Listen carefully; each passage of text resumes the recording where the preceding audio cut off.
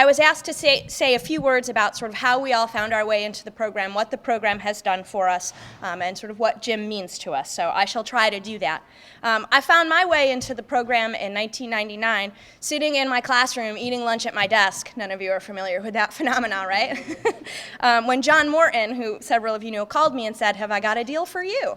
And I said, "Well, okay." And he said, "Jim O'Neill is coming to town, and you should meet with him and talk with him about this program that he runs at the University of Delaware." So at that point, I still always do what Mort says. So I met with Jim. Now I do what Jim says too, of course. And Jim said, "Amy, the vacation capital of the world is calling your name." And I said, "Where exactly is that?" Newark, Delaware. So I, of course, decided to come, and I arrived here in Newark, anxious, nervous, and eager, but I met a fantastic group of colleagues and professors. I got to shout out to a couple 2001s here. Leah and Dorielle and Judy, I know, are here, and of course our instructors, Jim and Bonnie, and Jim Bekowitz and Dave Black, I think, are all here. What did I experience as part of the program? Well, most importantly, strong content, and related to that, better ways to communicate those ideas and distill complex ideas for different audiences.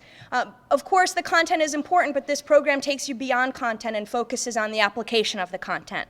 How can we make these ideas about economics accessible to young people, to teachers who haven't experienced these ideas before and may be hearing them for the first time? How do these ideas translate into policy? We were lucky to take trips each summer to Washington, D.C. to meet with major think tanks and the scholars that are working for them to see how they were applying these ideas. We were writing papers in 2000 on healthcare reform and health savings accounts long before that was an issue that was in the news, I think for Ellie and Dave. We also focused on curriculum development, which is something that many of my colleagues and fellow alumni have continued to do. Alumni have created curriculum packages for their home state councils, for the National Council on Economic Education, and so forth.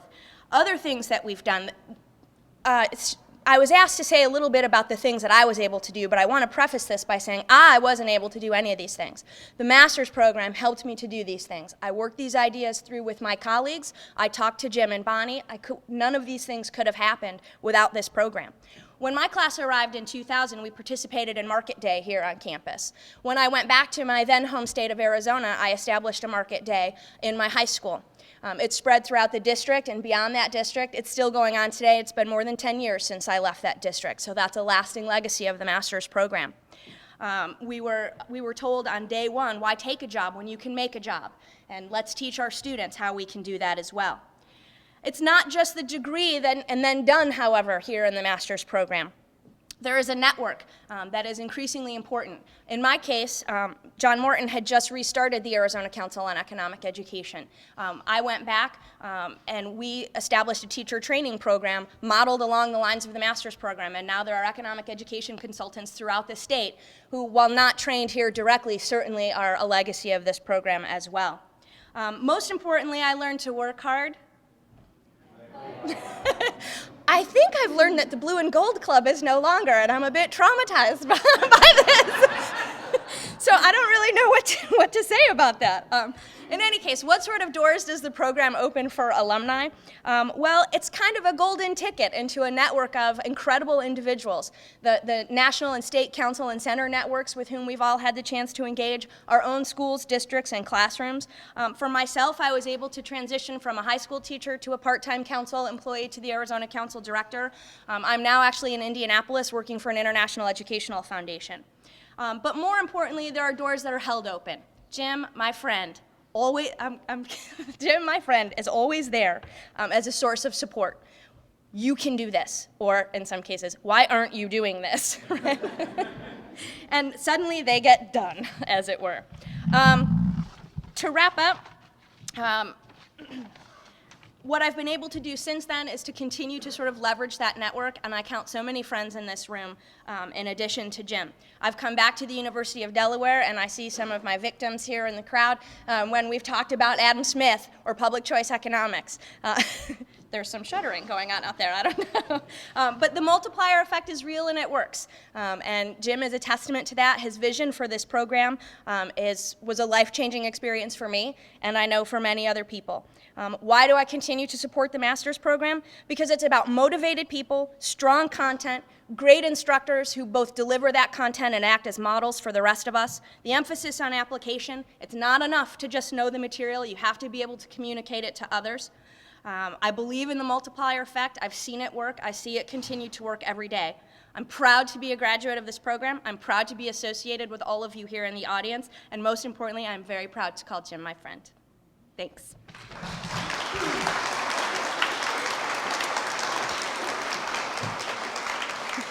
I'm happy now to turn the podium over to Jim's good friend and ours, Don Puglisi.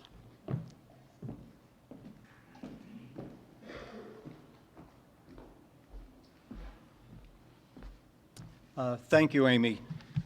You see how enthusiastic Amy is.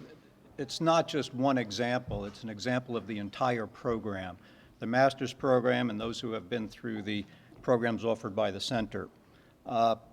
Way back in 1971, it doesn't seem like it's that long ago actually, until I hear Bruce graduated college in 1984. 3 immigrants from the Midwest made their way east to Delaware. Bill Latham came from University of Illinois. I came from Indiana University in Bloomington. And James B. O'Neill made it here from that other state university in Indiana up in West Lafayette.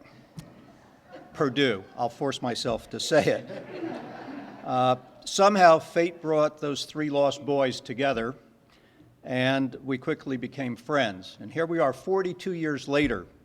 And not only has that friendship endured for this entire period, but it's really deepened and strengthened, and we truly are family. We truly are family. There's a lot of tales that could be told about the 3 lost boys, but since Jim's family is here, my wife, I think we'll leave those tales for another time. In any event, I'm here to talk about the Center for Economic Education and Entrepreneurship and the master's program as well. And my perspectives certainly are different than some other people. I've taught on occasion in the programs offered by the center. I've lectured to some of the groups in the master's program. I've been a director and treasurer, still am, of the Delaware Council on Economic Education. Now, it's kind of a mystery how I got to be a director and then the treasurer. Jim called me up one afternoon and said he was going to pick me up the next day to go to a meeting, and I didn't have any idea what he was talking about, but I trust him. And we wound up going to a meeting for the Center for the Delaware Council, and the next thing I knew, I was being nominated at the meeting to be a director. And then somebody said, well, we need a treasurer, and Jim looked at me, and I somehow also became the treasurer. But this all made sense to me, because Jim actually years later after that called me up once in rather warm weather and said, why don't we go to Alaska? And I said, sure, why don't we go to Alaska? Well, what he didn't fully explain at the time, we were going to go watch the Delaware basketball team play in November in Fairbanks, and it was 25 degrees below zero when we got there. And of course, from the third perspective with Jim, he's been preaching the gospel of economic education to me for over 40 years now. The center and the master's program are without any doubt the preeminent programs of their kind in the United States. It would be easy to say one person is responsible for all of that, and we know that can't be true. There are so many people who have been responsible for the success of those programs. Barbara and Bonnie, and of course our very, very dear friend Harry Hutchinson, who had the idea to create the Center for Economic Education and the master's program. But when people think of either the center or the master's program, they think it really, right away, it's Jim O'Neill. He is the driving force behind it, and he deserves the credit for being the driving force for so many of these years. These programs really are the legacy of his own entrepreneurship. The center in the master's program, I think, rests on 2 key themes. And I think these themes reflect Jim's philosophy on education. First, the critical importance of economic education and financial literacy in what is an increasingly complex economic world. There clearly is a role for government and regulation in that world, but the key has to be an educated consumer. And Jim's entire career and all of the work of the center and of the master's program have been toward creating intelligent decision makers for personal economic choice. The other pillar of his philosophy, one which I know everybody here has heard, is the power of the teacher. I mean, that's his mantra. And with that mantra, he has given tools to teachers to be effective deliverers of quality education in the field of economics and financial literacy. Now, Jim's been the Pied Piper of those two themes across Delaware, across the United States, and in more recent years, really internationally. I mean, next month, he goes off to Siberia, of all places, to keep preaching the theme, to keep playing the tune. But over this entire time period, he's kept his programs really fresh and really relevant. I think if you look back at the programs in the early 1970s, they are quite different than the programs of today. Some in delivery with online courses, some in content with more emphasis on financial literacy. Also, originally, entrepreneurship wasn't part of any of these programs, and that's something that's evolved over time. And throughout all of this, Jim has served as a bridge to educators in the United States, and not just the United States, because we've internationalized the student body in the master's program, so to students abroad as well. Jim's been a very effective advocate of the Center in Economic Education to the university, to the state government, and to Delaware businesses in particular through the Delaware Council on Economic Education. The Delaware Council gives annual support focused on the center. That's the only organization that we support. It's not the only organization we have to support, but it's the organization that we think is the best deliverer of economic education in our state. And a few years ago, at Jim's urging, the Delaware Council established an endowment at the university, originally with $500,000 to help enable the programs offered by the center to continue on over time. And very, very importantly, Jim has put his money where his mouth is. He's given his own financial resources to support both the center's programs and the master's program. And he's done that, of course, in addition to his time and in addition to his talent. Jim has set a base and established relationships that will enable the center and the master's program to continue to evolve, to grow, and I think to thrive.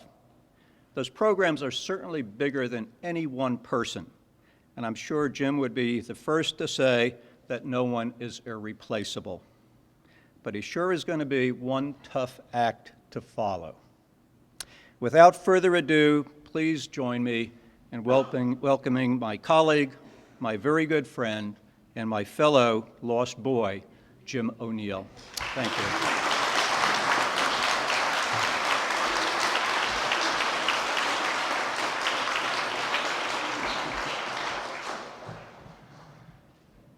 Well, thank you, Don. I didn't get lost coming up to the stage here, so I'm up here, but it's really, from the standpoint of talking first about Dean Weber's introduction, you learn very early that deans are important, and we do appreciate it, even though Bruce has only been here for 2 years.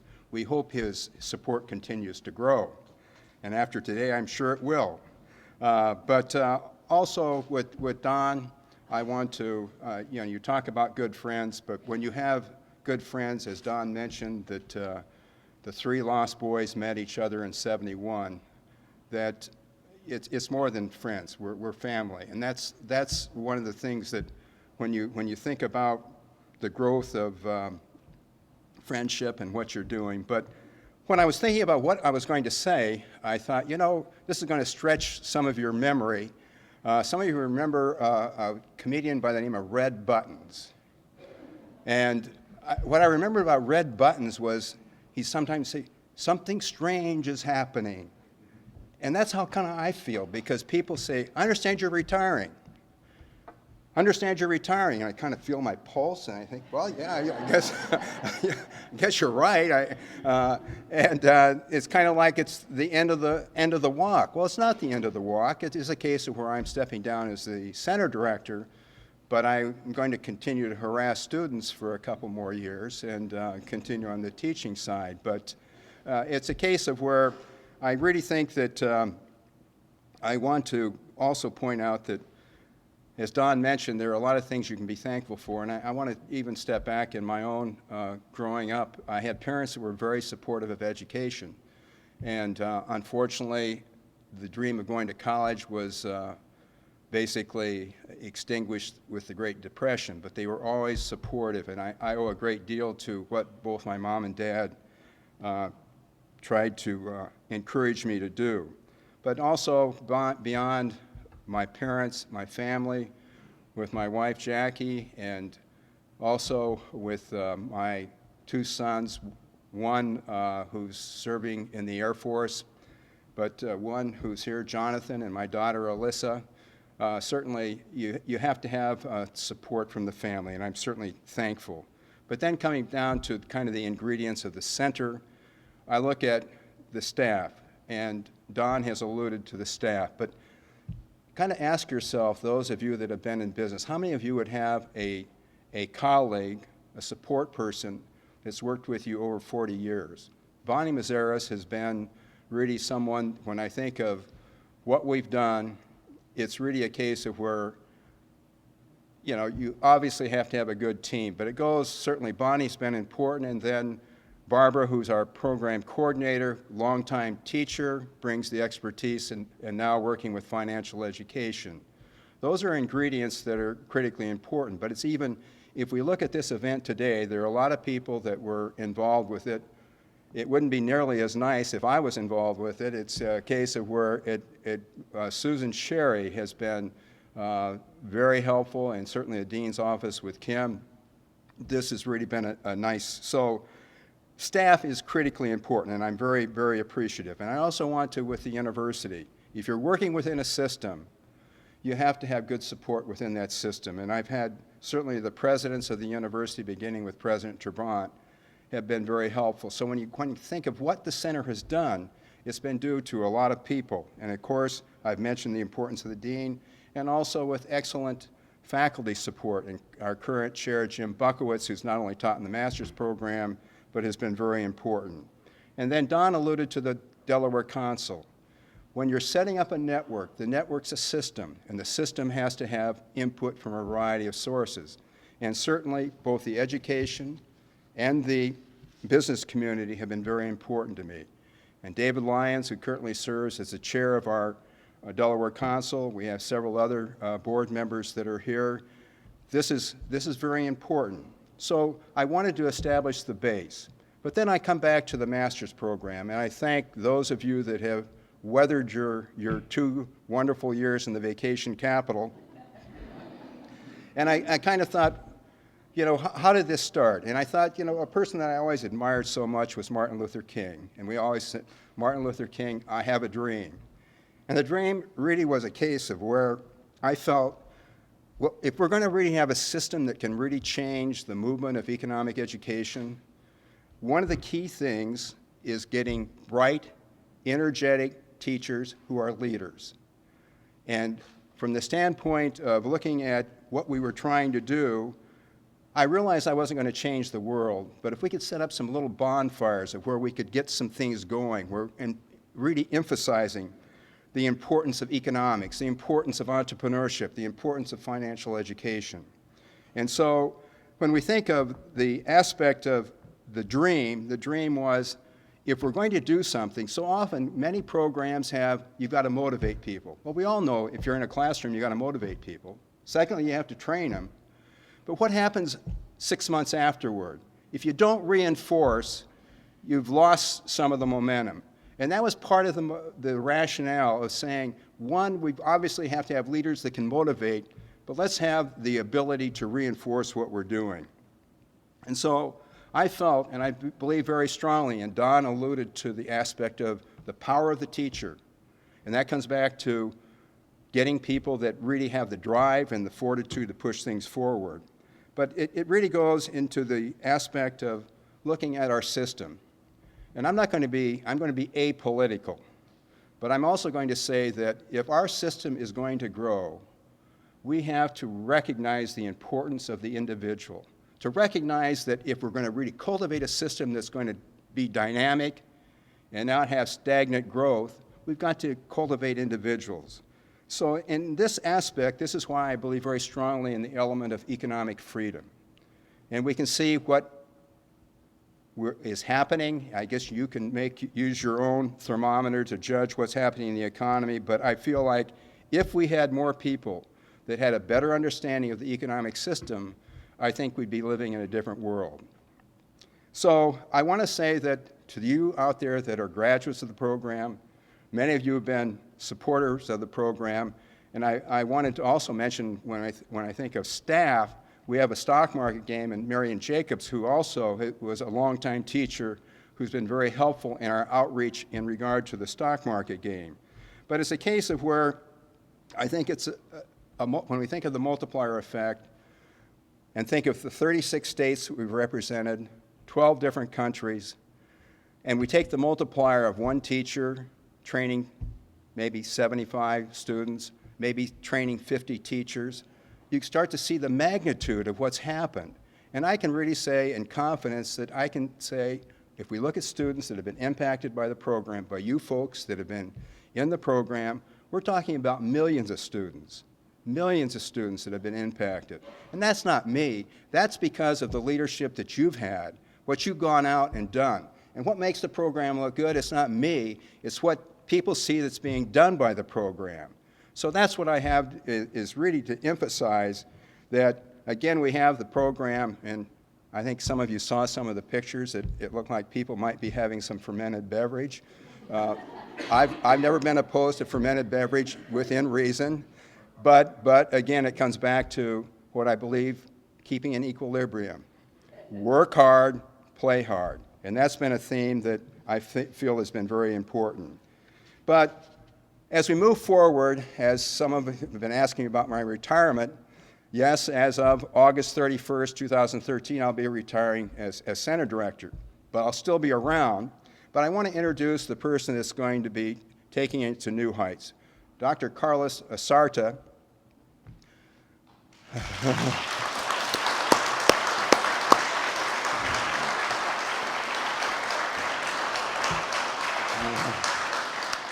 I know Carlos will take it to new heights, and I'll be around, but I said I'll be around to assist, but I'm not going to be your shadow, Carlos.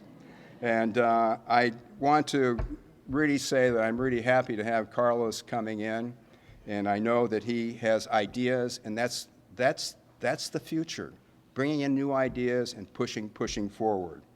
So in closing, I want to say thanks not only to the people in the master's program, but thanks to every one of you here, because all of you in some way, shape, or form have been helpful to me. And as people that know me, I need a lot of help, so thank you. So in closing, I want to say let's all move together and follow our dreams so that each individual can and should reach her or his potential. Thank you.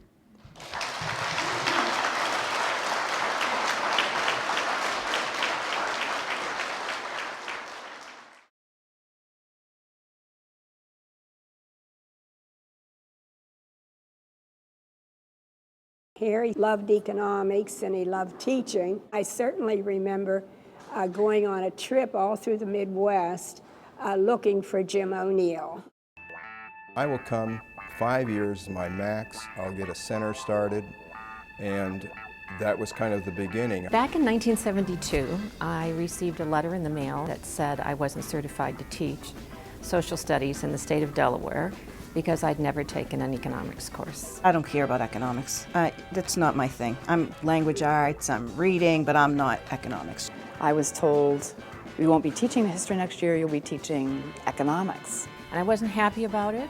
I don't think I was very nice the first couple of days. You know, I sort of had an attitude to this new young professor, sort of daring him to share anything with me that I could use with my inner city students. I believe very strongly in experiential learning, that people learn by doing. I just was so annoyed at him because I was so used to sitting in class and just taking notes. He expected us to get up and do activities.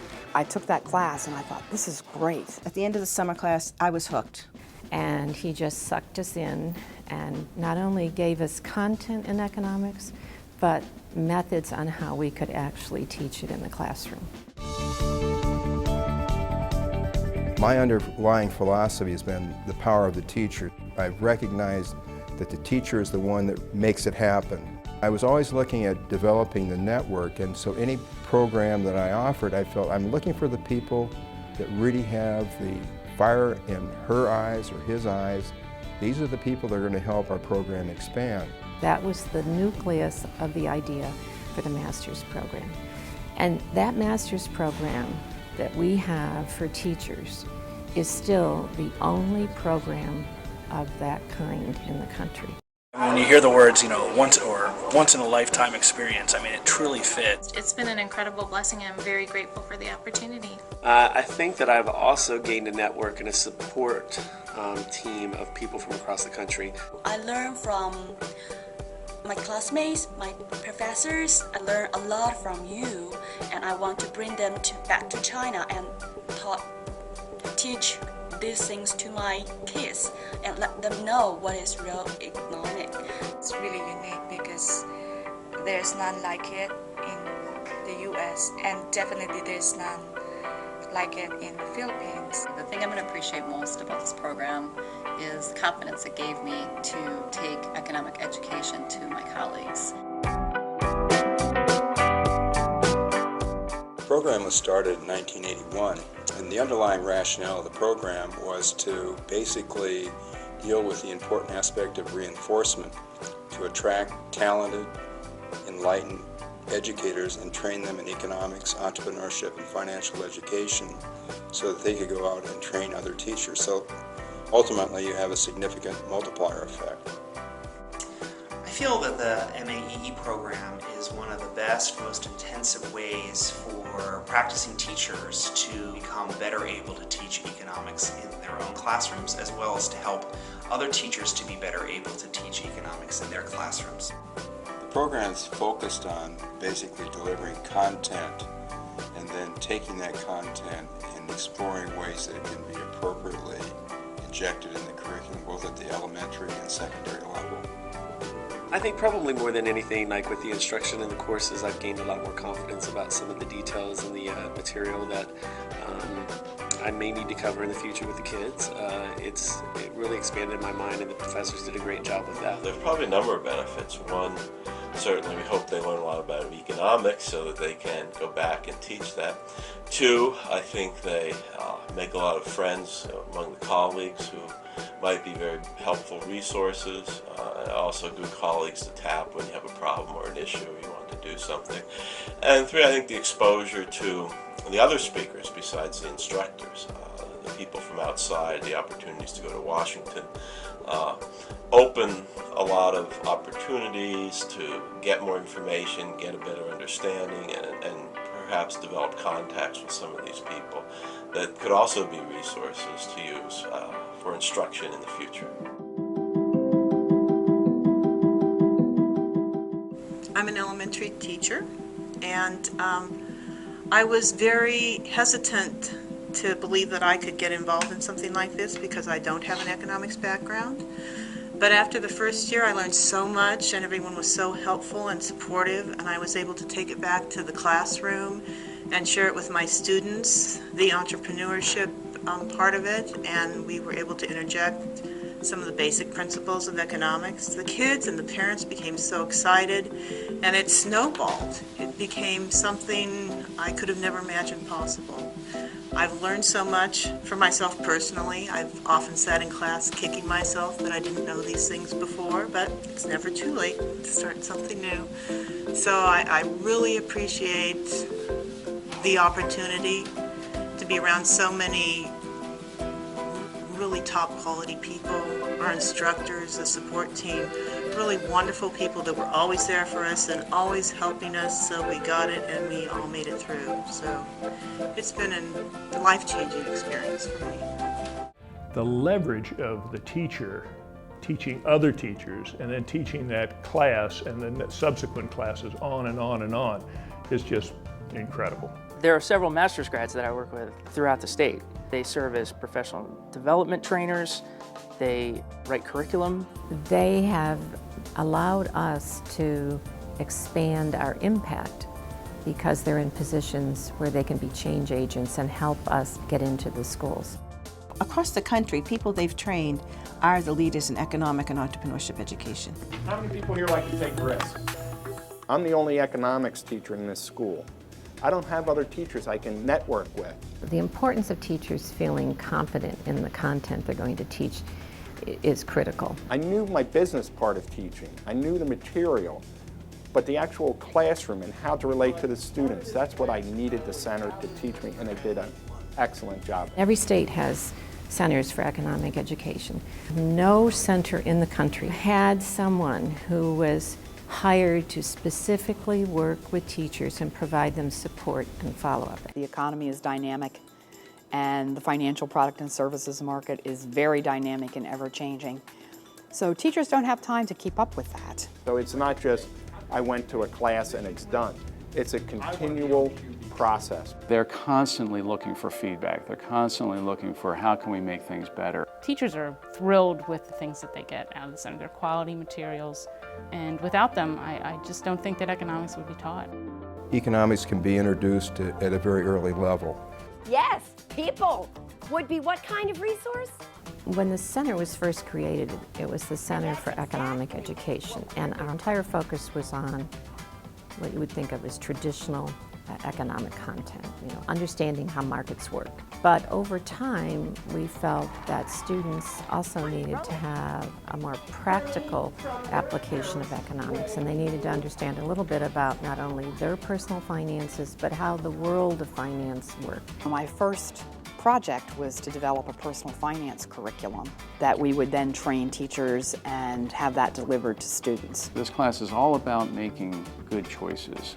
How to invest, how to buy a house, how to buy an automobile, should they buy an automobile, should they lease? And when they're done, it's a collection of all the documents they're going to need for everything financial in their life. It's when parents come for open house and I talk about the course and the things that we talk about, they're like, where do we sign up? I did EntrePrep when I was a high school student, and it's a really intense program. They come in and they say, within a week, you're gonna have your own business started. And all the students just look at the instructor, it's crazy, like a business in a week? How is that possible? I have a potential business opportunity, potential college major, and future working woman, yeah! We ended up actually making a lot of money from it. Our clients were happy. We added that third piece to help kids understand, you don't have to take a job, you can make a job. So instead of being able to just talk to my students about how they fit into a particular business, I could expand on that and teach them how their business fit into the economy, how their business impacted the economy, and how they can create new opportunities through entrepreneurship and innovation. There's no question that businesses require educated workforce, and a balanced education where economics is a key part of that curriculum is critical to the success of the workforce. As a high school teacher, I feel really, really passionate about transitioning from being in high school to being post-high school, and economics and personal financial education are key elements to being able to transition. As a community member, as a taxpayer, as a former business person, I would be gratified to see that this type of training is taking place. Whether it was installing the master's program to get teachers to involve themselves to a much greater degree, whether it was including entrepreneurship or financial literacy. It was always getting ahead of the curve, trying to figure out what the next thing was necessary in the education field. I think that with a very small staff, in a very small office, the center serves so many Delawareans, not just the teachers. The people of Delaware are richer because of the center.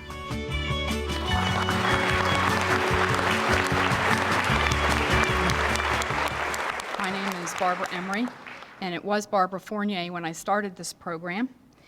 And the first shall be last, because I was in the first master's class. It was kind of a leap of faith for us to come to Newark, Delaware, where you can't get there from here. You know, for those of you that tried, they looked at a map. They gave us a map. And people from around the country looked at the map and went, wow, New York, Baltimore, Philadelphia, Washington. Then they all came with no cars and were up in the towers. And so, no, you couldn't get anywhere from there. So, and I have another person from our class who is here. This is Colleen Hendricks. You want to raise your hand, Colleen? Okay. So, just as Don could tell stories about the lost boys, I could tell a lot of stories over time through 16 cohorts of master's classes, but they told me I couldn't do that because we'd be here too long. Okay, it's been my privilege since from the beginning to be able to interact, teach, and learn with those in subsequent classes. That's been really one of the pillars of my life. It's really had an impact on me. And we've already talked about a little bit about the program, but I've observed the impact of those graduates over the time span, and I'm here to represent all the master's grads. We responded to Jim O'Neill's vision when we came to Delaware. And everybody's talked about it, he's always been a firm believer that a major catalyst for a person's education, for everyone's individual education, occurs at the classroom level, which gets lost in a lot of things and policies and things that they're trying to do in education. The whole master's program experience is about the empowerment of those classroom teachers who have been trained in the content, who have been trained in sound pedagogy, and can be leaders in economics, personal finance, and entrepreneurship education. And as you all know, given the economic environment that we have today, and in which we now live, this knowledge and skill base is more critical than ever. And so it is a mission. I've looked at it as a mission, and I think Jim, as well as being a vision, it has been his mission also. So armed with the sound foundation in economics, we graduates have in turn empowered our own students. That's been one of the payoffs from that. And you were as Jim, I can't remember if it was Jim or Don, was talking about the multiplier effect. From the time that I had this degree until I started working as program coordinator, I had 6,000 students pass through my classroom.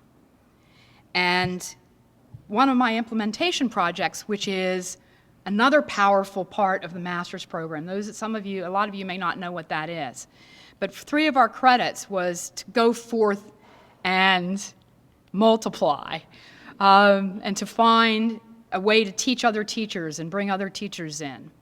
And so one of my implementation project was to have the Christina School District make a semester course in economics a requirement for graduation.